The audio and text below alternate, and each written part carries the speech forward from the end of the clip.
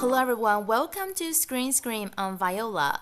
We're approaching August, and in today's episode, I'm going to introduce two new movies with special background and time frame. And at Top 007, I'm going to cover all the movies that are on chart and hope you like the show today. First of all, let's listen to the introduction of the first new movie we're going to talk about today. Alienoid.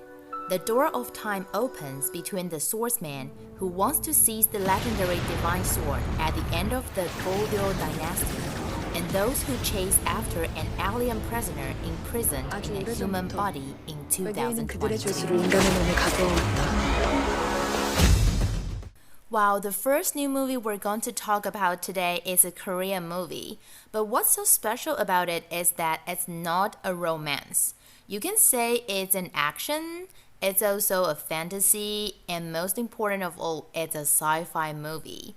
Aside from the special genre, it actually gathers a lot of the top idols in Korea, including the three actors who became famous again because of 2521, such as Kim Tae-ri, Kim Woo-bin, and Lee Jun-yor.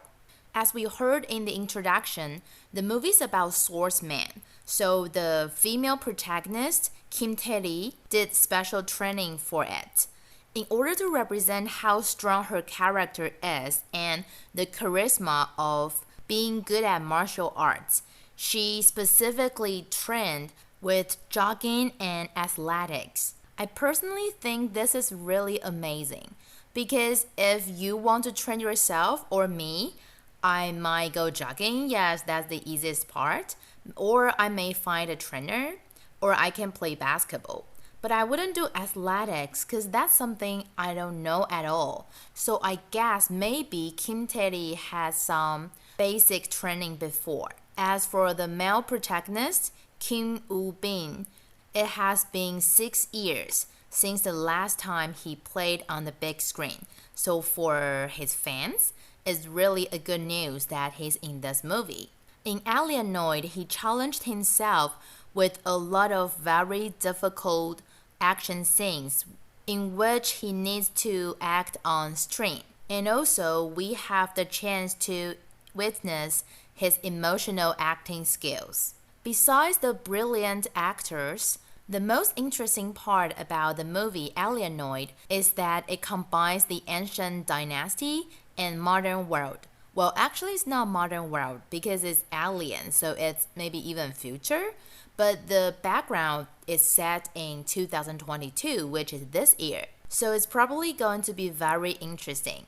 If you like Korean movies or you want to see how old dynasty combines with modern world or even aliens, Alienoid is a good choice for you this weekend.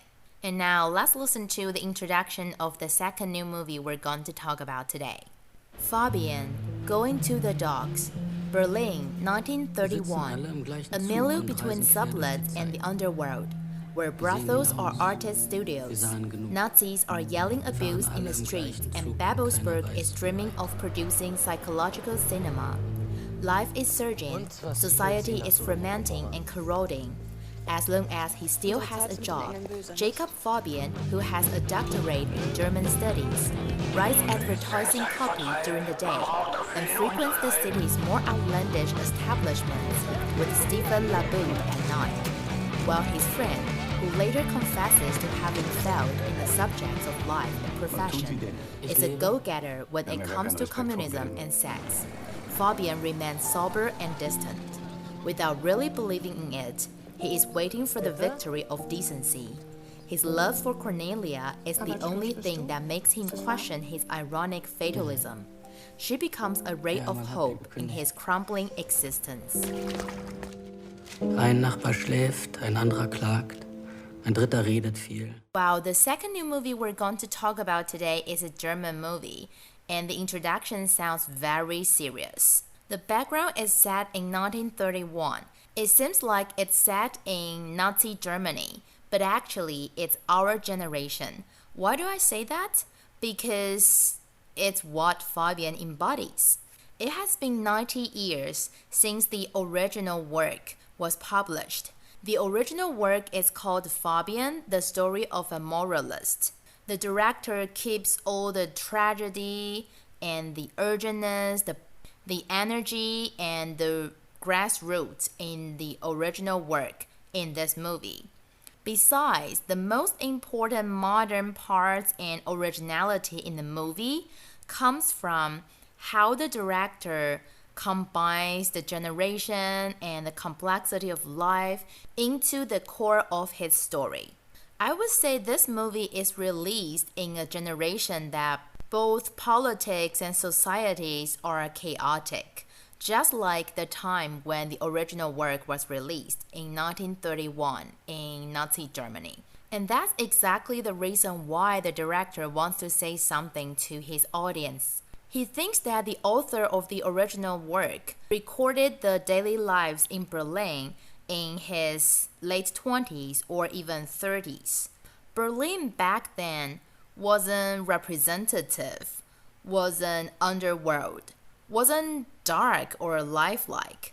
Of course, there's nothing chaotic like what we have right now. But back then, the politic chaos were still controllable, not like now we're having wars. Well, of course, back then they were having wars as well. But you can still say that back then, Berlin is full of dreams, or the living crisis of the rich class and the art ambition from the lower class.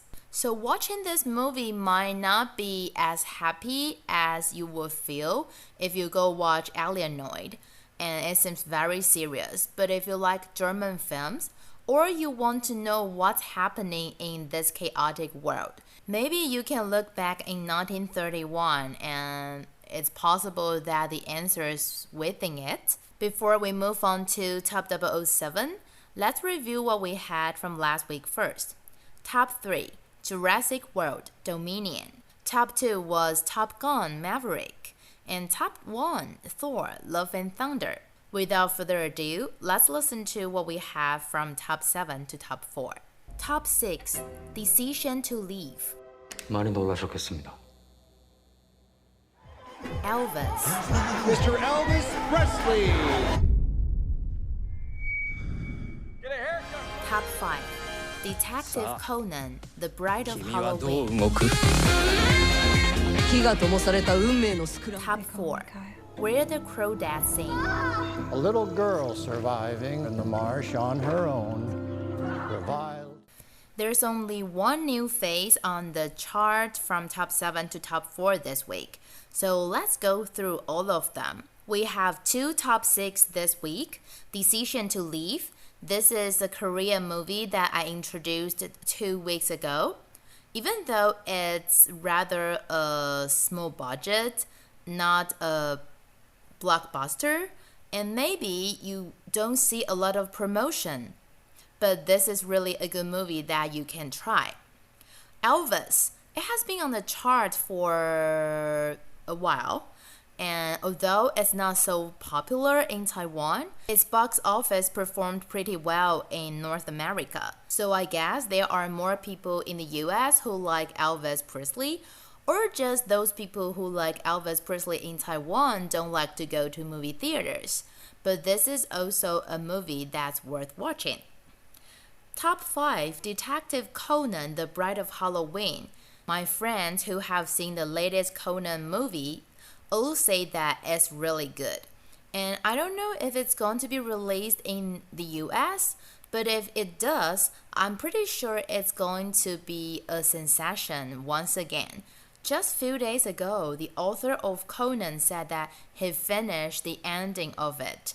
Not that he's going to end the series, but I guess he just wants to make sure that if he passes away suddenly, at least his story gets to end. Last but not least, Where the Crawdads Sing.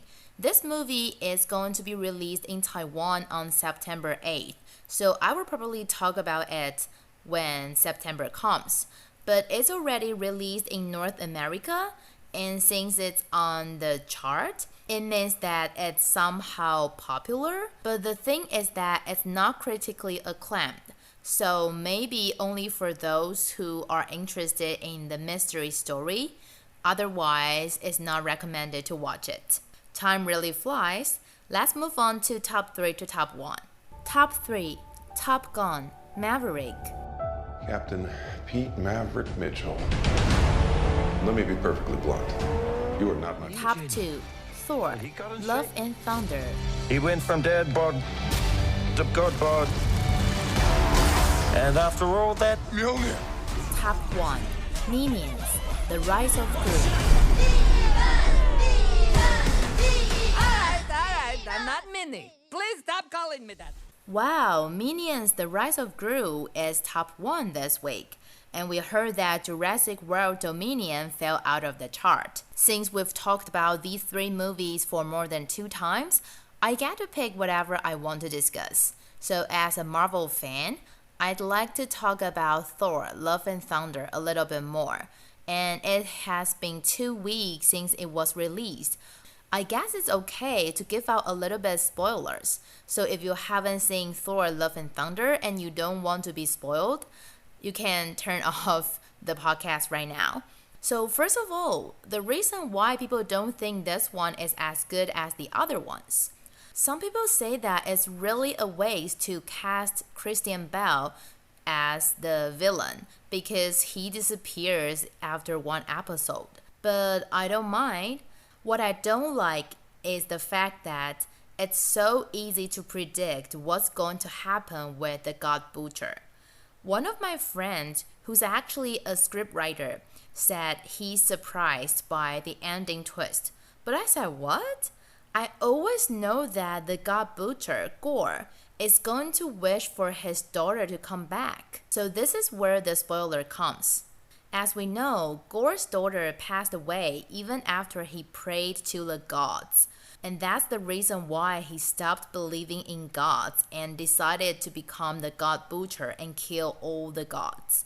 And after Thor and other people realized that Gore is going to the place where you can make wishes, they think they have to stop him. Otherwise, after Gore reaches the place, he will make a wish to kill all gods at once, because killing all gods is the dream of Gore of all time. But I always know that he's going to wish for his daughter to come back. So if Thor and other people don't go stop him, maybe Gore would be able to raise his own daughter and becomes a good person. I'm not sure because I guess the second he sees his daughter once again, he would be softened and goes back to the original Gore he used to be. But anyway, he dies. And before he dies, he asks Thor to take care his daughter for him. I think this is really weird because in the post-credit scenes, we see that Thor and Gore's daughter team up and people call them Love and Thunder. Wait, what? What if when the little girl grows up and finds out that Thor is actually kind of the killer of her dad? What would she do? Is she going to turn into another supervillain? That's something we need to think about. But that's basically my thoughts about Thor, Love and Thunder. So what about yours? Tell me if you have seen it and don't like it as much as you liked the previous series. And that's all the time we have for today. Hope you liked the show. Remember to tune in same time next week at Screen Scream. I'm Viola. See you next week.